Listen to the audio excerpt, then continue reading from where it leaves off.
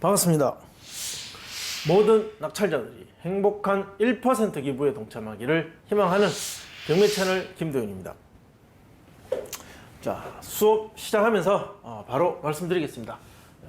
제가 선택하는 이 사건의 기준은 왜 이 사건을 분석합니까? 이러면 사람들이 관심을 많이 가질 법한 인기가 높은 조회수가 많은 그런 물건들을 선택하고 있다.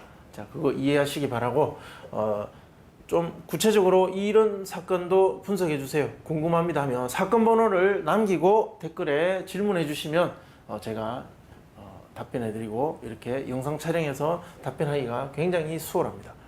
자, 궁금하신 내용은 댓글로 남겨주시면 제가 친절하게 답변해 드리도록 하겠습니다. 자, 이번에 할 사건은 자, 수성구 범어동에 있는 범어 쌍용예가입니다. 자, 시작하기 전에 하나 말씀드리면 자, 구독, 신청, 자, 그리고 좋아요, 자, 이렇게 꾹 눌러주시기 바랍니다. 자, 사건 내용 보겠습니다. 대구 수성구 범어동에 있는 쌍용예가 대구지방법원 본원 사건입니다. 물건 종류는 아파트, 전용 면적 34.9평, 대지권 14.3평, 토지와 건물은 일괄매각. 일괄매각 아시죠? 자, 건물 그리고 땅이 있으면 이 건물에 많은 집들이 있겠죠. 자, 이 중에 한 구분된 요 건물, 이 건물의 소유권을 지금 사고자 합니다. 자, 이것을 사면 이 전체 건물에 있어서 이 구분 소유되는 이 면적에 비례해서 이 토지의 소유권을 가져옵니다. 지분만큼. 따라서 이 토지 어떤 지분과 그리고 이 건물을 일괄해서 모두 매각한다. 자, 그런 내용입니다. 소유자 채무자는 김누구누구로 소유자 2명입니다. 김누구누구 외 1명. 그리고 채무자도 김누구누구 외 1명. 그러니까 이 소유자들이 돈을 빌린 거 아닌가? 어떤 채권 관계를 가지고 있는 거 아닌가? 자, 그런데 이 채권자는 조 누구누구 외 2명이다. 그러니까 뭔가 어떤 사인들 간에 복잡한 채권 관계가 얽혀 있고, 자, 그것이 해결되지 않아서 이 경매에 이르렀다. 자, 2020년 9월 28일 1차 8억 7천에 매각 예정이고 입찰 14일 전입니다. 이제 신권 사건인데 관심도가 높을 것 같아서 제가 선택했습니다. 이거 뭐 유찰될 것인지 낙찰될 것인지 한번 분석해 보겠습니다. 자, 문건 접수 내역. 경매가 접수되고 진행하는 과정에 이해 관계자들의 흔적입니다. 집행관의 현황조사 보고서, 그리고 여기는 감정평가서 제출도 흔적이 보이지 않네요. 그러니까 이런 절차상에 당연히 나오는 것을 제외한 기타 중대한 어떤 중요한 이해관계자의 흔적이 전혀 보이지 않는 아주 단순하게 진행된 사건입니다. 우리가 주의 깊게 보는 것 중에 하나가 점유관계입니다. 누가 점유하고 있는가? 그 점유자가 어떤 관계인가? 점유관계는 채무자, 소유자가 점유하고 있다. 조사 참여인은 주 누구누구 직접 참여했고 소유자의 처입니다. 즉 소유자 세대가 점유하고 있다. 아주 명료하게 정리됩니다. 자, 그래서 소유자 세대를 명도하기 위한 무엇입니까? 자, 시간 뭐 한 1에서 3개월 정도, 그리고 그 비용, 명도 비용. 자, 그것만 계산해서 낙찰가에 우리가 입찰할 가격에 반영하라. 자, 그렇게 해서 계산하자. 이제 이 권리 관계는 거기서 정리가 되는 겁니다. 자, 이 등기상의 권리 보면 소유권 이전을 했습니다. 이제 그 소유자 2명인 건 각각 2분의 1씩 그렇게 지분으로 매입을 했고, 자, 근저당 은행이었습니다. 이 대출을 받았고, 한 사람은 물상 보증으로 담보를 제공했고, 한 사람은 대출을 받았고, 뭐 그런 상태인 것 같아요. 자, 보면 임의경매. 일단 채무자가 2사람으로 되어 있는 거 보니까 2사람이 같이 공동 채무자인 것 같네요. 자, 임의경매, 그 은행에서 대출받은 은행에서 경매를 진행하겠습니다. 지분에 대한 강제경매도 있는데 어쨌든 이 임의경매가 뒤에 있습니다. 자, 이 경매로 일단 진행이 되었고, 그리고 따라서 임의경매가 뒤따라서 들어왔습니다. 이런 경우에는 여기서 진행한 절차를 그대로 이 임의경매가 준용해서 그대로 따라갑니다. 만약 이것이 취하되면 그동안 진행됐던 절차, 거기서 중단해서 처음부터 가는 것이 아니라 여기서부터 다시 그대로 가는 겁니다. 따라서 먼저 신청된 것으로 일단 진행을 하고, 네, 그렇게 또 배당이 다 진행됩니다. 어쨌든 경매 신청이 2개라고 해서 겁을 먹으실 필요는 전혀 없다. 매수인 인수하게 될 부담, 등기사항 인수할 사항은 없습니다. 자, 관리비와 공과금은 과다하게 연체되면 인수될 수도 있는 부분이 있습니다. 특히 지금은 채무자이자 소유자 세대가 거주하고 있고 이 관리비 연체가 돼 있을 가능성이 높습니다. 이것이 과다하지만 않으면 되기 때문에 어느 정도 연체되어 있는지 그 범위, 금액 정도를 꼭 확인해 보셔야 됩니다. 이것이 명도할 때 꼭 영향을 주게 되고 명도는 다시 입찰가에 영향을 주게 되더라 라는 저의 경험으로 이것을 꼭 조사해 보시라고 말씀드리는 겁니다. 구체적인 금액이 말 안 해주면 대략 어느 정도인가, 뭐 200만 원이 넘습니까? 아니면 뭐 100만 원 뭐 그 정도입니까? 그 대략적인 범위, 즉 명도할 때 큰 영향을 미치냐 미치지 않느냐 정도 수준의 확인을 해보시라는 겁니다. 임차인, 조사된 임차 내역 없고 조사해보니 소유자 세대가 점유하고 있더라. 자, 이렇게 정리됩니다. 따라서 자, 명도 계획은 소유자 세대를 상대로 인도 명령을 신청하고 잔금 납부 이래서 약 3개월 정도 소요될 것이다 예상할 수 있습니다. 강제 집행을 한다면 400에서 500 정도 비용이 들 것이고 이 비용을 차라리 그냥 이사 비용으로 주고 협의해서 내보내는 것이 최선이다. 명도 소송 가능성은 희박하다. 늘 반복적으로 말씀드리지만 늘 명도에 접해보면 예상은 비슷비슷하지만 실제 만나보면 전부 다 상황이 다릅니다. 네, 따라서 넉넉하게 비용과 시간을 넉넉하게 생각하셔서 대응하셔야 될 겁니다. 범어 쌍용예가 매도되고 있는 호가 보면 16억 같은 평형대인데 대단히 높게 호가되고 있는 것 같습니다. 이 말이 되는지 모르겠습니다.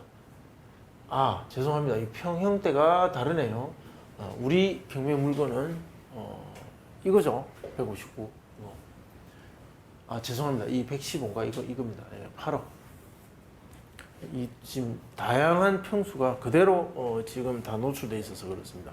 지금 우리 그 경매 물건에 해당하는 건 지금 이거 11억 정도 호가하고 있습니다. 감정보다 훨씬 높게 호가하고 있죠. 네, 훨씬 높습니다.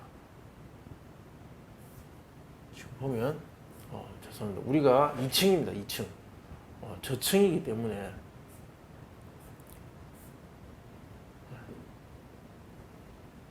여기 지금 9층입니다. 중층 11층. 그러니까 저층은 이거보다는 낫겠죠. 실거래 확인을 해보면 전용 115.22 제곱미터 이거 지금 현재 호가 중층 11억 호가가 11억인데 실제 11억의 거래 사례가 있느냐? 없습니다. 제일 높았던 게 10억 6,750. 그러니까 10억을 살짝 넘어간 경우는 2건이 있었네요.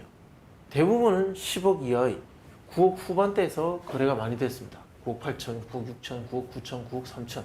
그러니까 저층은 9억 초반, 중층과 고층은 9억 후반대가 일반적인 거래 기록이었습니다.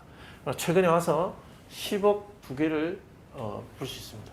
그리고 호가는 이제 이건 뭐 자유죠. 뭐 20억을 호가든 뭐 30억을 호가든 받고 싶은 금액이야. 뭐 매도자가 얼마든지 부를 수 있으니까. 근데 실제 이것이 거래될 것이냐는 한번 따져봐야 돼요. 매수자의 생각도 반영이 돼야만 그게 어떤 가격으로서의 가치가 있는 겁니다. 매도 호가만 보고 그 물건의 가치를 판정할 수는 없습니다. 작년에 보면 8억대도 있습니다. 저층은 8억대. 그리고 뭐 연말로 오면서 후반대 9억으로 이제 넘어오죠.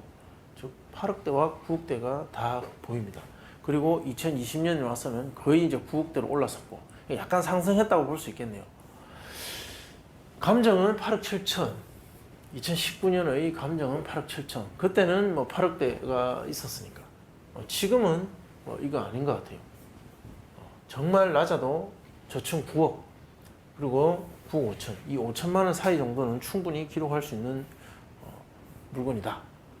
자, 낙찰 사례 보면 화성 파크 드림 쌍용예가 2개가 있었습니다. 8월달과 7월. 전용 면적 25.7과 34.9평. 이게 이제 같은 물건이죠. 여기 11대1 경쟁률이었습니다.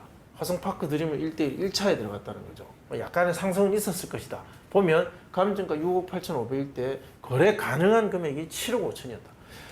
한 7천만 원 넘습니다. 가격이 조금 올라 있었다. 자, 이때 낙찰은 감정가를 약간 넘어갔습니다. 그러니까 1차에 바로 그냥 들어간 거죠. 꼭 필요한 똑똑한 입찰자는 1차에 들어가 버렸다. 자, 우리가 중요한 건 이거죠. 11대 1이었다. 시장에서 인기가 있다. 감정이 9억인데 거래 가능한 금액은 10억이었습니다. 당시 7월 달이니까 그때 10억이 기록됐던 당시에 이게 12층이었거든요. 거의 10억 맞습니다. 그때 낙찰가는 8억 9,999만 원. 자, 이거 가중 평균을 구하면 90.7%. 하한가 9억을 그대로 적용해 보면 자, 8억 2,600이 나옵니다. 이 가격이면 저층임에도 불구하고 현재로서는 굉장히 매력 있는 가격이 아닌가라고 저는 봅니다. 그리고 상한가 9억 5천을 적용하면 8억 7천 정도 됩니다. 자, 정리하면